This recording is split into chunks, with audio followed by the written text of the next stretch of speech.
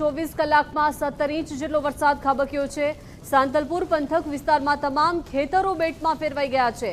Gujarat ફર્સ્ટની team ground zero રિપોર્ટિંગમાં પહોંચ્યું, જ્યાં તાલુકામાં 10,000 હેક્ટર જમીનમાં વાવેતર થયું। વરસાદને લીધે પાક પાણીમાં ડૂબી ગયો છે। ખેડૂતો દ્વારા ખર્ચ જે કરવામાં આવ્યો હતો તે તમામ ખર્ચ પણ પાણીમાં ગયો છે। ખેડૂતોના પાકને નુકસાન થવાની અત્યારે ભીતિ સર્જાઈ રહી છે। જિલ્લામાં 1.5 લાખ હેક્ટરમાં વિવિધ પાકનું વાવેતર કરવામાં આવ્યું છે, પરંતુ આ તમામ ખેતરો અત્યારે બેટમાં ફેરવાઈ ગયા છે। ખેડૂતોને વ્યાપક નુકસાની વેઠવાનો વારો આવ્યો છે। પાટણ જિલ્લામાં જે રીતે અનરાધાર જે 2 દિવસથી વરસાદ વરસી રહ્યો છે અને વરસાદ વરસવાના કારણે ક્યાંક ખેડૂતોના જે ખેતરો છે તે બેટમાં ફેરવાઈ ગયા છે।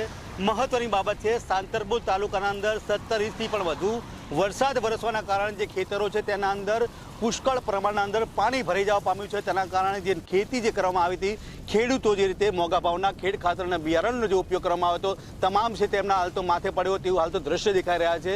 સાંતલપુર તાલુકાની જો વાત કરવામાં આવે તો 10,000 હેક્ટરથી પણ વધુના અંદર જે વાવેતર કરવામાં આવ્યું હતું, ખાસ કરીને કપાસ, કઠોળ અને ઘાસચારાનું જે વાવેતર કરવામાં આવ્યું હતું, તમામ પાણીની અંદર ગરકાવ થઈ ચૂક્યો છે। ખેડૂતોને મોટા પાયે નુકસાન થઈ ગયું છે। જિલ્લાના અંદર જે રીતે વાત કરવામાં આવે તો 1.5 લાખ હેક્ટરથી પણ વધુના અંદર જે વાવેતર કરવામાં આવ્યું હતું, પરંતુ મહત્વની બાબત જે 17 ઇંચથી વધારે વરસાદ જે સાંતલપુર તાલુકામાં પડવામાં આવ્યો હતો તેના કારણે ખેડૂતો છે હાલ તો વિમોશનમાં મુકાઈ ગયા છે। ખેડૂતોના ખેતરો હાલ તો બેટમાં ફેરવાઈ ગયા છે। ફેરવાના કારણે ખેડૂતોને મોટા પાયે નુકસાન થઈ ગયું છે।